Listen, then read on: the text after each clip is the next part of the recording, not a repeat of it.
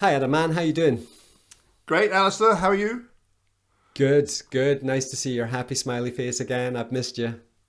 You notice I'm wearing a hat because my hair's getting long and messy. So, Yeah, yeah. Mine isn't. I'm wearing a hat because it gets reflected off the baldness. The conversation I had with Guy Tal the other day, where both of us were just like totally bald. It was really funny. well, you need like some powder or something, I know, I know. Yeah, I can't afford a makeup artist yet. Oh, you'll get there, Um, mate. yeah, just keep working it. Right. Before we get started with this, I just want to mention that obviously you and I are going to be working together on Sunday of this week, which is the 26th of April, because we're both at the Out of Chicago Live conference. Yes, yes. And I'm doing a group talk, and also actually I'm doing two talks with a group of photographers, and also an individual seminar on the Sunday. And Right. you're doing two as well, aren't you? I'm doing my own presentation on expressive photography, expressive processing, and then you and I are part of a panel. Yes. Yeah, What are we the talking about? organizers, I don't know. The organizers, they misread my email when I said anybody but Adam Gibbs.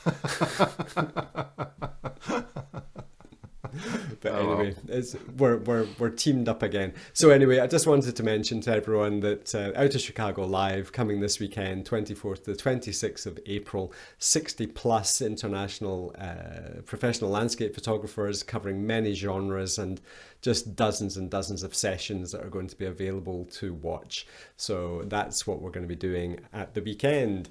Now, this vision and light thing that's turning into a bit of a monster, uh, it's gone crazy. I mean, it started off as you and I having a chat, and now it's turning into a weekly show. Um, Well, that's great. with What else are you yeah, going to do? it's exactly. I'm just worried about what's going to happen when we get back to work.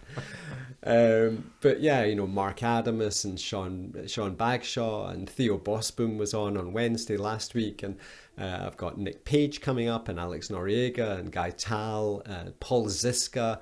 There's a really great list of people starting to come on the show, Well, so it's really. there's no shortage of photographers. No, no, that's right, and I'm really lucky that I've got a lot of really good friends. So it's been really nice to kind of just reach out and having a good chat with everyone. Now we're prattling on, so let's get to the meat of it today. Today, when this is being broadcast, is Earth Day, Yes. and it's to remind everybody that we live on a planet that's fragile and is full of limited resources with a growing population on it.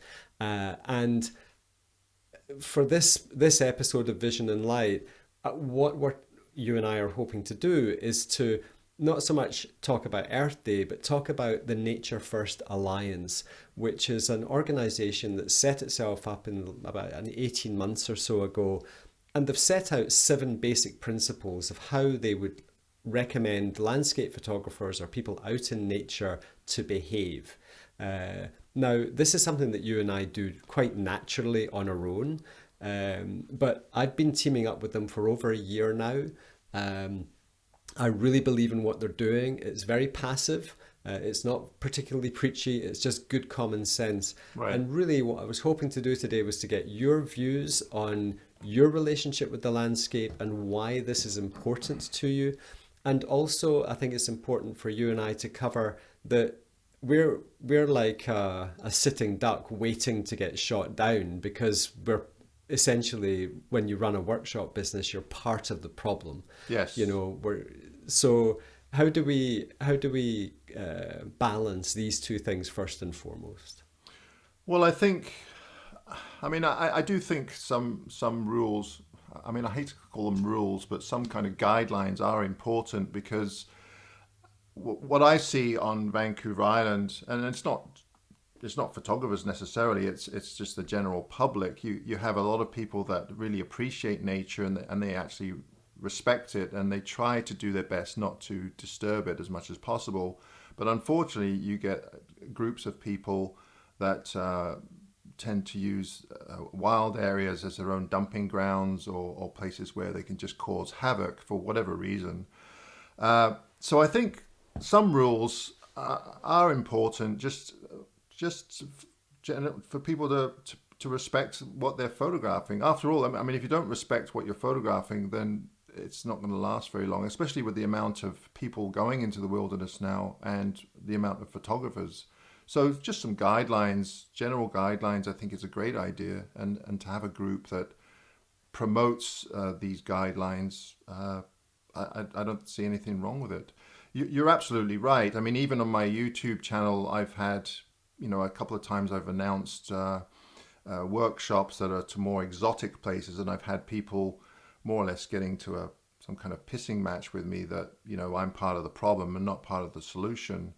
And in some respects they're right, but in others they're wrong. I mean, to be honest with you, if the only way that I'm not going to affect the wilderness at all is by not doing anything. Not existing, basically. Precisely. And yes, we travel to international locations. We take people into wilderness areas. But that doesn't mean to say that I'm not still respectful of those areas as much as I can be, and I mean, I just think it's common sense, a lot of it, but some people just need to be reminded that maybe what they're doing isn't the right approach or Right. thing. Well, I think this is the thing, is that it's very easy to go out and buy a camera and then go out into the landscape without having a relationship with the landscape. I think you and I both got into landscape photography through rock climbing Yes. and being outdoors. And I was speaking to Mark Adamus, and he was the same. Sean Bagshaw's the same. Theo Bosboom is the same. We're all people who kind of got into the landscape photography side of things by being outdoors type people. Yes. And I think I know for a fact I grew up educated in conservation. It was part of the family ethos. So what I'm not gonna go through the 7 principles. We can put those up on the screen and let people read them, and just put them up in the moments. It's just a basic 7 set of principles that the Nature First Alliance is promoting. And as you said, most of it's common sense. So what I thought you and I can do is we can just have a general discussion about some of the conflicts, I think, because I think that's where the key arises. What are the things that cause conflicts between people's behavior and their photography? And I've got a few thoughts in my own mind. And secondly, how important is it that we start behaving in a responsible manner?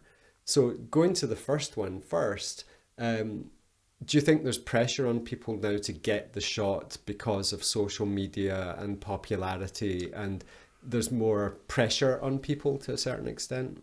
I think well, I mean, from what I've seen, and I'm specifically Instagram, I find very much so. You'll see one popular image, and then all of a sudden everyone wants that same image, and there's nothing wrong with that. But the problem that I've seen, and I've been to some of those areas, like Moraine Lake is a good example, where you'll have people that I don't think it's because they don't respect nature; they just don't know how to. They've never been shown, and they'll just do silly things that they're actually damaging the environment that they're trying to photograph. But I just don't think they're very aware of their surroundings. I do think that a lot of people have really lost touch with our natural world, and that's part of the problem. They see these images of beautiful places, they pick up a camera, they just go out there. They might be tromping through a field of wildflowers to get to the location or whatever. And I don't think they're doing it on purpose, they're just not thinking. Right. Last year, there was a good example of the wildflowers in California were spectacular. And a lot of people were posting pictures of themselves lying in the poppies and doing all kinds of things. Yeah. And it was to them it's harmless, But then you have all these people that are trying to shame them on social media, which I don't think's great either. I think in some cases perhaps some of those people just didn't give 2 hoots about it, and then in other cases they just didn't know. They were never told that they shouldn't be doing that. And even though it's common sense to you and I, Uh, I think that detachment from the natural world is really, I think that's part of the problem. Yeah, Ben Horn did a video for Nature First Alliance, and he used that as an example. Hmm. I think was the poppies, and I think I can't remember the numbers of people that were going, but it was just an insane number. I mean, it was like hundreds of thousands of people Yeah. were going to visit these poppies because they were so accessible, I And if suppose. everybody's making their own trails, then yes, Right. obviously you're going to start to damage those areas. So it's difficult. I mean, I know that Ben got some abuse on his own channel for people saying, well, he's got a big SUV and he drives X number of hours to different locations to go and make his photographs. And therefore, you can't preach about conservation at all because you're burning a gas guzzler. Likewise, as you've said, if you're flying internationally to go on a photo trip, that's a big impact as well. Now, my opinion on that is that we're all contributors. If you're breathing on this planet, you're contributing somehow. There's the tiniest of percentage of the population is living off the grid or super green. It's very, very difficult still to do it. Hmm. Things are improving with green energy, but it's still very, very difficult to do it. Electric cars are very expensive and they still require minerals and rare elements and mining and all of this to make lithium batteries. And don't get me started on the space program, but you know, I think we're all part of the problem. So I'm holding my hand up and saying yes, we are part of the problem. And conversations I've had recently with various people, though, my point is the percentage of people who are flying around the world as landscape photographers is tiny compared to the number of people flying around the world for holidays. Yes. You know, people don't think twice about jumping on a plane in Los Angeles and going to Hawaii for a week. Hmm. Somehow that's okay, but if you fly to Greenland or Antarctica to run a photo trip, somehow you're being a hypocrite.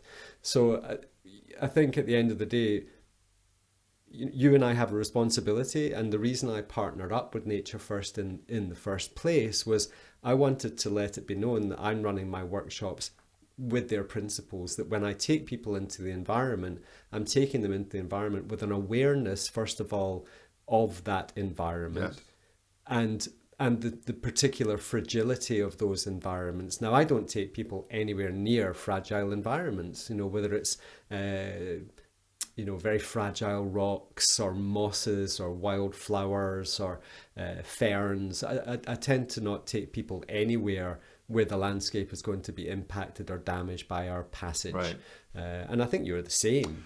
Yes, we tend to go, or I tend to go to areas that aren't quite as popular. But the only risk I run there is that all of a sudden, if you start posting videos or images from those areas, then all of a sudden everybody wants to go to those areas.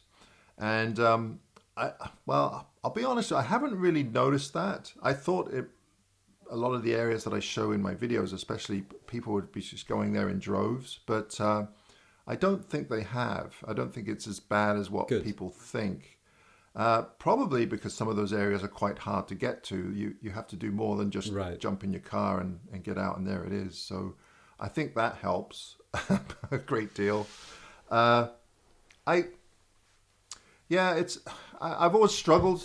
Like we were talking before this show that we're doing now. I've always struggled a little bit with my own impact, and I don't like to preach to people, but at the same time, I do think we need to follow a set of rules, just so that.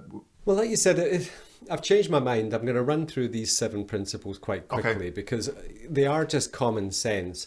The first one is to prioritize the well-being of nature over photography. So we're basically saying, is we have to think about our impact on Right, the the environment, subject and it's not the subject is more important than the photograph, and I correct. mean I've always pretty much followed that. So yeah, it is Right. commons. So that's a nice, Yeah. easy one. Educate yourself about the places that you're photographing. I'm in the past I've been guilty of not educating myself, and I have got in trouble for not big trouble, just from locals saying, well, you shouldn't be doing that. And my argument was, well, it was pretty much ignorance. Well, I didn't know that. Well, I should have known that because I went to that area. So yeah, if you go into a new area, you should at least get a little bit of an insight of where you're going and what the rules are for that area, because the rules change from area to area. So, sure. And that includes stuff like trespassing as well, yes. and all of those types of things. So they're the first two. The third one is to reflect on the possible impact of your actions.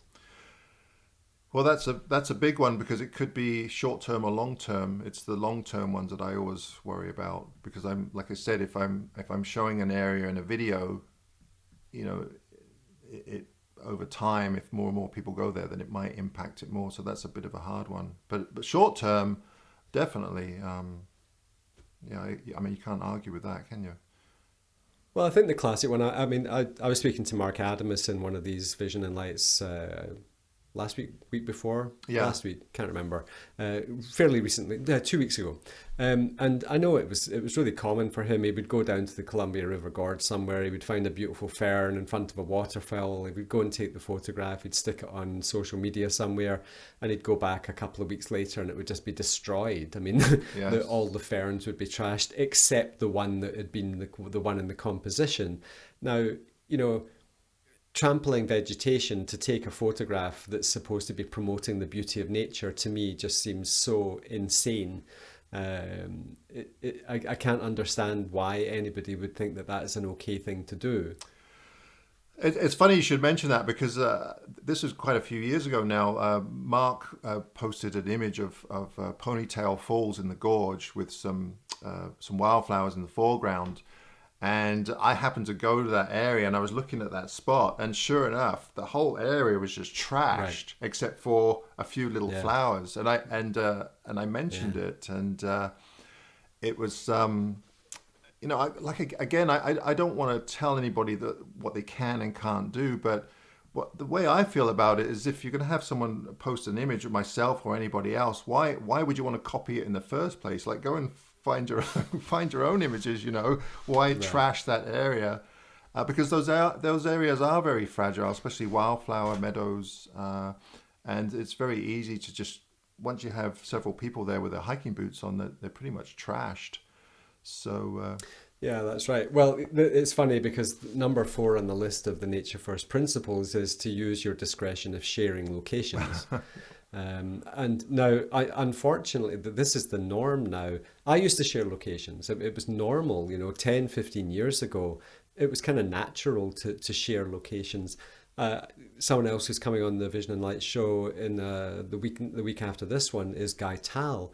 And I know that he's been guilty, or not guilty, he's fallen foul of sharing locations with people in the past, and very, very fragile sandstone fins of rock just getting trampled. And, that stuff's gone for good. That's not growing back even. I mean, that's gone, So unfortunately, it's becoming commonplace now for people to tag things planet Earth or, Africa or whatever, just because of the way the negative impact can be. Because I think the other thing is, it's not just photographers that go to these places, it's tourists that then follow after the photographers. And like I said, like Moraine Lake, I keep using Moraine Lake because it's an area that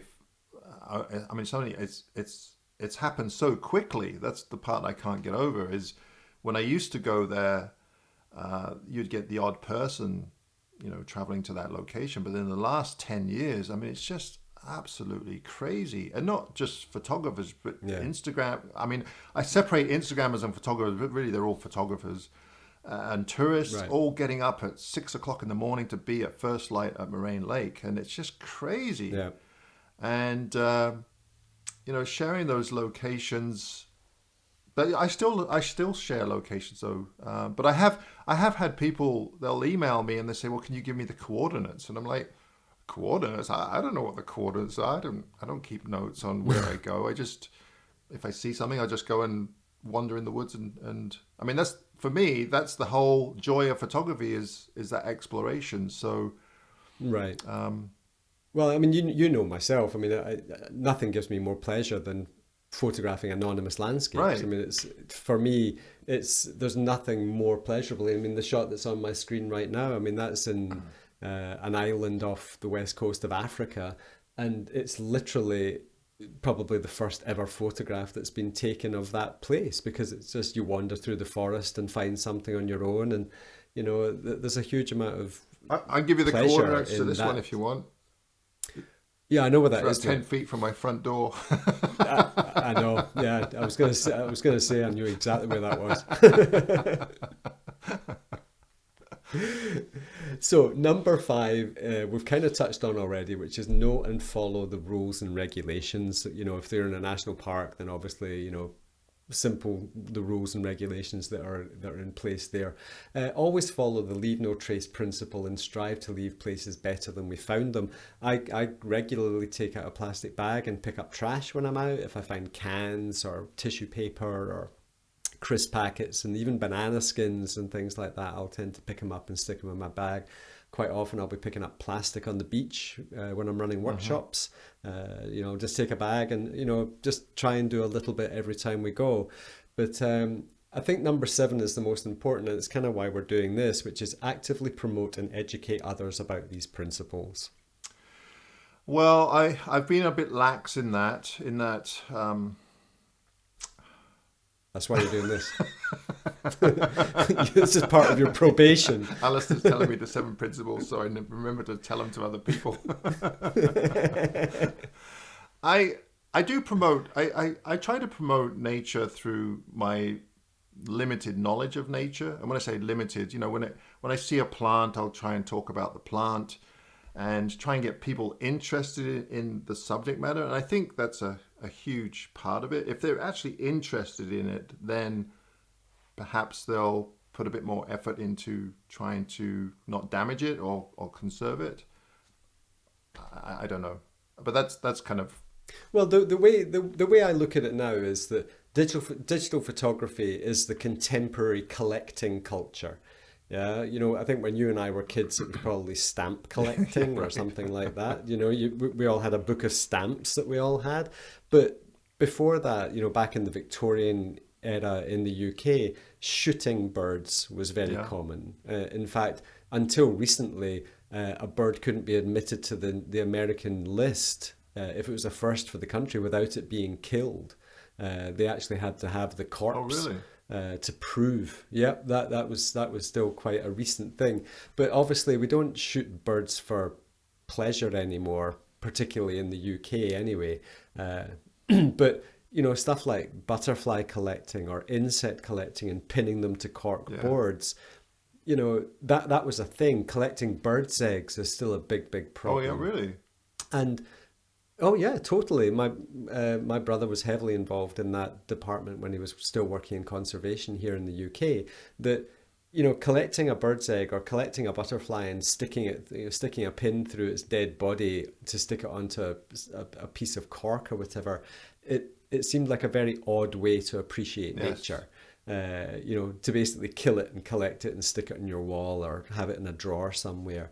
And I think landscape photography has become the collecting principle of the 21st century, that we're going out and we're harvesting images, and there's a danger that we lose sight of what comes first, and the environment and nature has to take the first principle. It has to be the most important thing.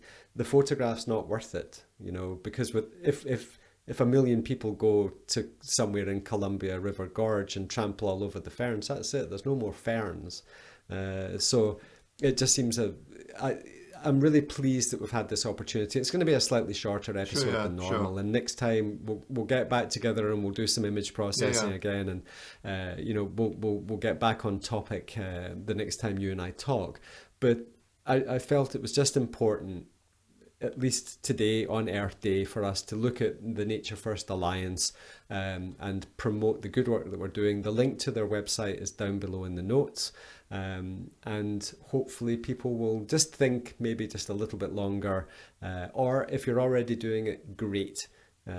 Because millions of people are out there doing it well. And unfortunately, we only hear about the people that don't do it well but there are a lot more people that are actually, doing it for the right reasons and following some kind of guidelines. So no, I think it's great to just bring it up and talk a little bit about it for Good. sure. Right, so what we're going to do next time, do you want to do another, I think we should have much harder images for I think each we other. should.